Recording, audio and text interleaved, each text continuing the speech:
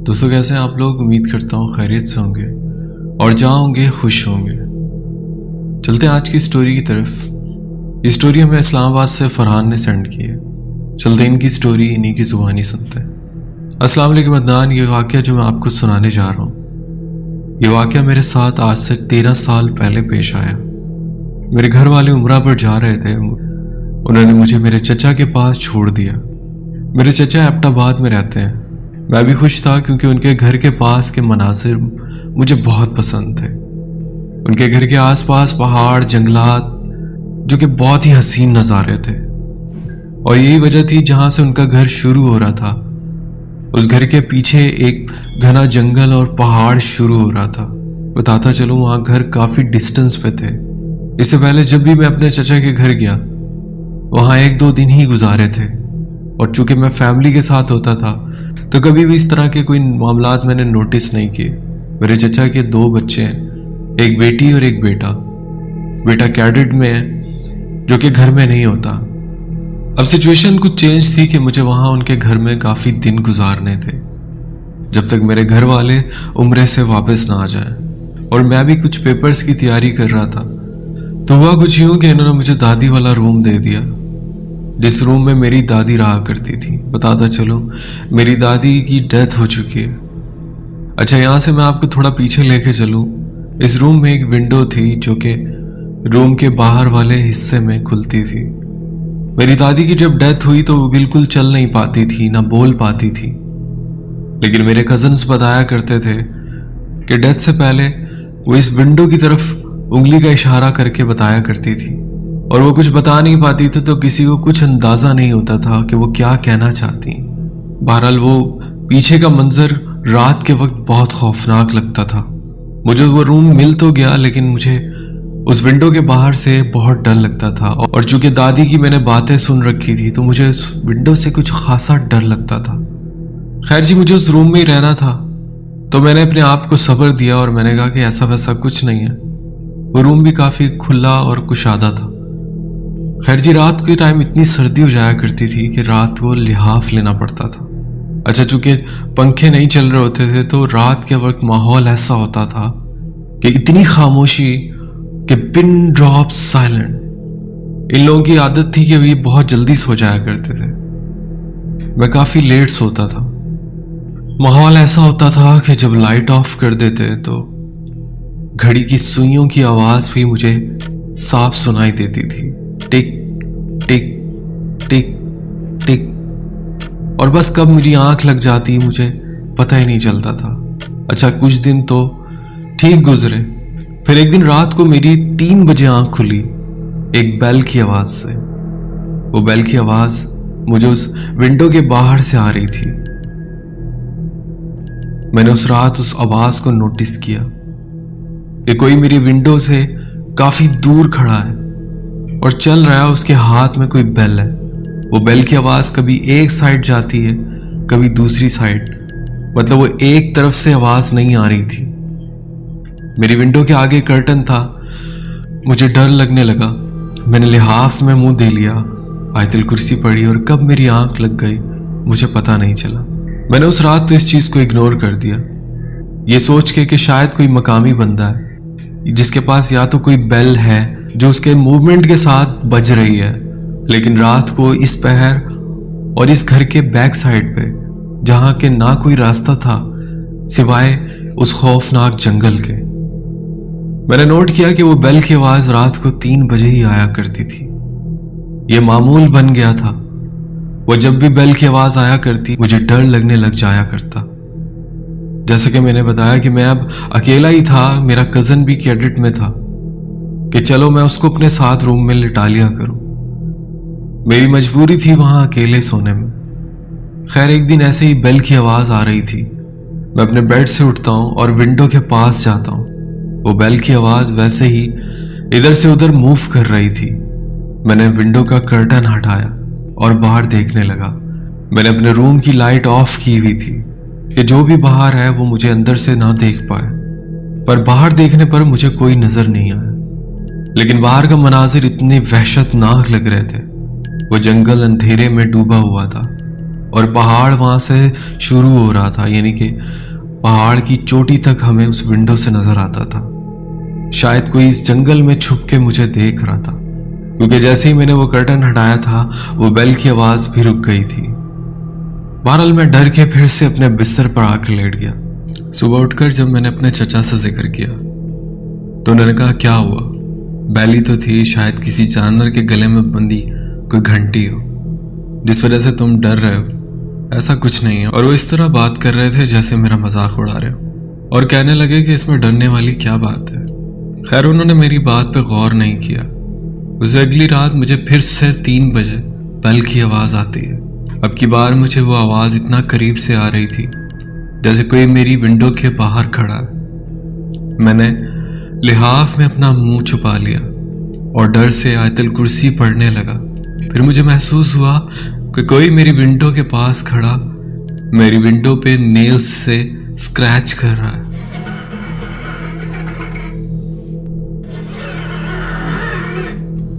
یہ وہ لمحہ تھا، وہ اسکریچ کی آواز سن کے مجھے بہت خوف آنے لگا۔ وہ آواز مجھے مار ہی ڈالے گی۔ خیر کب میری آنکھ لگ گئی مجھے پتہ نہیں چلا۔ اسے اگلے دن میں نے باہر جا کے دیکھا، میری ونڈو کے باہر کچھ پاؤں کے نشان تھے۔ اچھا بتاتا چلوں، چچا نے ایک کتا پالا ہوا تھا جو ڈیرے پہ زیادہ تر رکھتے تھے۔ آج چچا اس کتے کو گھر لے آئے۔ رات ہوئی تو اپنے ٹائم پہ مجھے وہ پھر سے بیل کی آواز آنے لگی، اور ویسے ہی جیسے کوئی ونڈو کے اوپن کرنے کی کوشش کر رہا تھا۔ میں نے جلدی سے بھاری بھاری چیزیں اپنی ونڈو کے آگے لگا دی، اور باہر نظر نہ جائے تو میں نے کرٹن آگے کر دیا، اور وہ باہر بیل کی آواز کے ساتھ ساتھ وہ کتے کے بھونکنے کا شور بھی مجھے سنائی دینے لگا، ایسے جیسے اس کتے نے محسوس کر لیا ہو کہ کوئی غیر مری مخلوق گھر کے آس پاس ہے، یا شاید اس نے دیکھ لیا تھا اس کو۔ اور جب صحن میں کتے کے بھونکنے کی آواز آئی تو وہ بیل کی آواز جیسے میری ونڈو سے اب دور جانے لگی۔ تھوڑی دیر میں مجھے محسوس ہوا کہ کوئی میرے گھر کے صحن میں کودا ہے۔ ایک دم سے دھم کی آواز آئی، اور وہ بیل کی آواز مجھے اپنے صحن سے آنے لگی۔ اچانک تیز بارش شروع ہو گئی، بجلی چمک رہی تھی، اور ہمارا کتا ایک دم سے خاموش ہو گیا۔ بادل گرج رہے تھے جو کہ اس خوف کو اور بڑھا رہے تھے۔ مجھے اس کی فکر ہونے لگی کہ کتا کیوں خاموش ہو گیا، اور یہ بھی کہ وہ جو بھی مخلوق تھی اب شاید ہمارے صحن میں تھی۔ میں نے روم کو لاک کر دیا تھا اندر کی سائڈ سے۔ اپنے روم کے دروازے میں کوئی ہول ڈھونڈنا شروع کر دیا کہ کہیں سے کوئی ہول نظر آئے جس سے میں باہر دیکھ پاؤں۔ تھوڑا ڈھونڈنے پہ مجھے ایک ہول نظر آیا۔ میں نے اس سے باہر دیکھنے کی کوشش کی، باہر گھپ اندھیرا نظر آ رہا تھا، اور ایک دم سے بجلی چمکی، اور باہر کیا دیکھتا ہوں، ایک عجیب سی مخلوق جس کی کمر پہ ایک گھنٹی بندھی ہوئی تھی، اور وہ مخلوق باہر کھڑی ہے، اور وہ میرے دروازے کی طرف ہی دیکھ رہی ہے۔ اور وہ کتا مرا پڑا تھا یا وہ کتا نڈھال تھا، کچھ سمجھ نہیں آ رہی تھی۔ پھر پوری رات مجھے وہاں بیل کی آواز آتی رہی۔ پوری رات ایسا بھی محسوس ہوتا رہا کہ کوئی میرے دروازے کے آس پاس ہے۔ وہ بہت خوفناک منظر تھا۔ بہرحال پوری رات ڈرتے ڈرتے میں نے کیسے کاٹی وہ میں جانتا ہوں۔ صبح اٹھ کر میں نے اپنے چچا کو جھنجھوڑ کر بتایا کہ آپ مانے نہیں مانے میرے ساتھ اس گھر میں ایکٹیویٹیز ہو رہی ہیں۔ رات کو مجھے ایگزیکٹ ٹائم پر بیل کی آواز آتی ہے۔ میرے اس طرح بات کرنے پر چچا کو کہیں نہ کہیں میری بات پر یقین آنے لگا۔ انہوں نے کہا ٹھیک ہے آج رات میں تمہارے ساتھ سوؤں گا۔ اور رات ایسا ہی ہوا کہ چچا میرے ساتھ سو گئے، اور پھر ایسا ہی ہوا کہ رات کے 3 بجے وہ بیل کی آواز آنے لگی۔ بارش مسلسل چل رہی تھی۔ اس دن پوری رات بھی بارش چلتی رہی اور پورا دن بھی بارش چلتی رہی، اور اب یہ دوسری رات آ چکی تھی کہ بارش لگاتار چلے جا رہی تھی۔ بہرحال رات 3 بجے وہی بیل کی آواز آنے لگی۔ چچا نے اپنی ایک ہیوی ڈیوٹی ٹارچ نکالی، اور چچا بس اس گھڑی کا انتظار کرتے رہے کہ جب کوئی میری ونڈو کے پاس آ کر کھڑا ہو۔ میں نے جیسا کہ شروع میں بتایا اور وہی میں نے چچا کو بھی بتایا تھا کہ وہ میری ونڈو کے پاس تک آ جاتا ہے، لیکن میں ڈر کے مارے ونڈو نہیں کھولتا۔ میں اندر ہی اندر تھوڑا بے فکر تھا کیونکہ میرے چچا نے بھی وہ آواز سن لی تھی۔ پہلے تو میرا مذاق نہ اڑے تو میں کسی سے بات بھی شیئر نہیں کر پا رہا تھا، لیکن میرے چچا کو اس بات کی سنجیدگی کا اندازہ ہو چکا تھا۔ پھر وہ مخلوق میری ونڈو کے پاس آ کر کھڑی ہو گئی۔ اس بار میرے چچا نے اس ونڈو کے کرٹن ہٹا رکھے تھے، اندر کمرے کی ایک لائٹ ہلکی سی آن رکھی ہوئی تھی۔ اب جو وہ ونڈو تھی اس کے جو شیشے تھے وہ بالکل کرسٹل نہیں تھے، وہ بلر شیشے تھے، یعنی کہ اندر سے باہر اور باہر سے اندر نظر نہیں آتا تھا۔ ہاں، اگر کوئی بالکل شیشے کے ساتھ چپک کے کھڑا ہو تو اس کا شیڈو باہر فیل ہوتا تھا کہ کوئی باہر کھڑا ہے یا اندر بھی ایسے۔ بہرحال وہی ہوا کہ وہ مخلوق شیشے کے بہت قریب آ کر کھڑی ہو گئی اور شیشے کے جوڑ سے اندر جھانکنے کی کوشش کر رہی تھی۔ میرے چچا نے لائٹ اپنے ہاتھ میں رکھی ہوئی تھی۔ کچھ دیر آنکھ مچولی چلتی رہی، وہ مخلوق اندر جھانکنے کی کوشش کر رہی تھی۔ پھر میرے چچا نے فوراً سے اٹھ کر جا کے ونڈو کھول دی اور وہ ہیوی ڈیوٹی لائٹ آن کر دی۔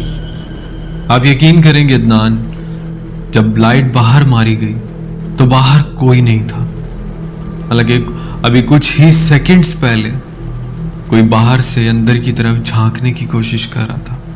فوراً سے اس ونڈو میں رائٹ سائڈ پہ اور لیفٹ سائڈ پہ دیکھا گیا تو وہاں کوئی نہیں تھا۔ وہ بجلی کی تیزی سے سامنے جنگل میں کہیں چلا گیا تھا۔ بہرحال بارش چل رہی تھی اور چچا بہت پریشان ہوئے کہ تم ٹھیک کہتے تھے، یہ کمرہ ہمارے استعمال میں نہیں تھا۔ وہ کمرہ چونکہ پورے گھر سے کچھ زیادہ ہی اس جنگل کی طرف نکلا ہوا تھا، اور دادی کے فوت ہونے کے بعد انہوں نے اس کمرے کو سٹور نما بنا لیا تھا۔ اب چونکہ اس کمرے میں اتنی سٹنگ نہیں تھی تو اس لیے ان لوگوں کو اس چیز کا اندازہ ہی نہیں ہو سکا۔ بہرحال صبح اٹھ کر میرے چچا ایک صاحب علم کو اپنے گھر لے آئے۔ بہرحال میں بہت ڈر گیا تھا۔ میں نے چچا سے ریکویسٹ کی کہ مجھے تایا کے گھر بھیج دیں، اور پھر میں جب تک میرے گھر والے عمرہ سے نہیں آئے میں وہیں اپنے تایا کے گھر رہا۔ اس کے بعد میں نہیں جانتا کیا ہوا، لیکن میں نے چچا سے پوچھا تھا تو انہوں نے بتایا کہ جس کمرے میں تم رہ رہے تھے وہاں ایک جن تھا اور وہ اسی کمرے میں بس چکا تھا، لیکن بقول ان صاحب علم کے کہ وہ جن نقصان نہیں پہنچاتا تھا، وہ اسی کمرے میں رہتا تھا۔ لیکن یہ بات ڈاؤٹ فل تھی کہ یہ بھی کہا جاتا تھا کہ اس کی پوری فیملی اس کمرے میں آباد تھی۔ اس نے مجھے نقصان تو نہیں پہنچایا، لیکن اس نے مجھے اپنی موجودگی کا احساس ضرور دلوایا۔ بہرحال عدنان، یہ میرا ایک واقعہ تھا، شاید لوگوں کو اس پہ یقین نہ آئے، لیکن یہ سچا واقعہ تھا جو میں نے آپ سے شیئر کیا۔ بہت بہت شکریہ، آپ نے اپنی سٹوری ہم سے شیئر کی۔ بڑھتے ایک اور سٹوری کی طرف۔ یہ سٹوری ہمیں نبیل نے بھیجی ہے کراچی سے۔ چلتے ان کی سٹوری انہی کی زبانی سنتے ہیں۔ السلام علیکم عدنان، میرا نام نبیل ہے اور میرا تعلق کراچی سے۔ عدنان، یہ سٹوری میں آپ کو بتانے جا رہا ہوں، یہ واقعہ میرے دوست کے ساتھ ہوا تھا۔ یہ ایک ایسا واقعہ ہے جو میں کبھی نہیں بھول سکتا، جس کی وجہ سے میں نے اپنا ایک بہت اچھا دوست کھو دیا۔ عدنان، یہ بات آج سے 6 سال پہلے کی ہے۔ میں اور میرے کچھ دوست اکثر ویکینڈز پہ نیو گھر پہ ٹائم سپینڈ کیا کرتے تھے۔ اس کو وہاں شفٹ ہوئے کچھ مہینے ہی ہوئے تھے۔ وہ فیملی سے الگ ایک فلیٹ میں رہتا تھا۔ میرا وہ دوست ایک بلڈنگ میں رہا کرتا تھا جس کے 15 فلور تھے، جس میں آپ صرف 13 فلور تک ہی جا سکتے تھے۔ 14 اور 15 فلور پہ جانا منع تھا، یہاں تک کہ لفٹ بھی 13 فلور سے اوپر نہیں جاتی تھی۔ ہم سب کو اکثر تجسس ہوتا تھا کہ ایسا کیوں ہے، کیونکہ ارسلان اس بلڈنگ میں رہنے کے باوجود حقیقت سے انجان تھا۔ ہم نے کئی دفعہ اس سے پوچھا کہ کیا وجہ ہے، لیکن وہ بس یہی کہہ کے بات ٹال دیتا کہ میں نہیں جانتا، نہ جاننے کا شوق رکھتا ہوں۔ ایک دن حسب معمول ہمارا پلان اس کے گھر پہ نائٹ سپینڈ کرنے کا تھا، اور رات ہوتے ہی ہم اس کی بلڈنگ کے باہر سارے دوست جمع ہونا شروع ہو گئے۔ اچھا، ہمارا ملنے کا حساب کچھ ایسا تھا کہ ہم سب پہلے بلڈنگ کے باہر ملتے اور پھر ایک ساتھ اوپر جاتے تھے۔ میں اور میرا دوست وہاں پہنچ گئے اور باقیوں کا انتظار کرنے لگے۔ کچھ وقت میں وہ بھی وہاں آ گیا۔ ہم سب اوپر جانے کے لیے بلڈنگ میں انٹر ہوئے۔ پارکنگ میں ہمیں ایک چوکیدار نظر آیا، جس کو ہم نے دیکھا تو کئی دفعہ تھا، لیکن کبھی اس سے بات نہیں کی تھی۔ وہ ہمارے سامنے آیا اور ہم سب کو سلام کیا. ہم نے بھی جواب دیا, لیکن جواب دیتے ساتھ پتہ نہیں میرے دوست کے ذہن میں کہاں سے یہ بات آئی کہ اس چوکیدار سے پوچھے کہ 14 اور 15 فلور کی کیا کہانی ہے. اس چوکیدار کو آواز دی, پوچھا بھائی جان 14 اور 15 فلور کا کیا چکر ہے, کیونکہ بند ہے یہ. تو اس نے جواب میں سوال کیا کہ آپ نہیں جانتے. میرے دوست نے کہا نہیں. تو اس نے بتایا کہ بھائی جان کچھ سال پہلے 15 فلور کے آخری والے گھر میں ایک پوری 8 لوگوں کی فیملی کو کسی نے بے دردی سے قتل کر دیا, بچوں تک کو نہیں چھوڑا. تب سے اس فیملی کی روحیں اس فلور پہ موجود ہیں. اس کا زور اتنا ہے کہ دونوں فلورز پہ رہنے والے لوگوں کو وہ فیملی نظر آتی ہے. کبھی بچوں کے کھیلنے کی آواز, کبھی جیسے میاں بیوی باتیں کر رہے ہیں اور نہ جانے کیا کیا. تب سے دونوں فلور بند ہیں, کسی کا جانا لاؤ نہیں. یہاں تک کہ وہ جو آخری گھر ہے اس کا مین ڈور آج بھی ان لاک ہے. کسی کی ہمت نہیں ہے جو اس کو لاک بھی کر سکے. سننے میں یہ بھی آیا کہ کچھ لوگ آئے تھے اس اثر کو نکالنے یہاں سے, لیکن ان کے اثر سے نجات نہیں دلا سکے, کیونکہ کہتے ہیں کہ اس فیملی نے قسم کھائی ہے کہ وہ کسی کو یہاں نہیں رہنے دیں گے. کئی گھروں میں اس چکر کی وجہ سے موتیں ہوئی ہیں.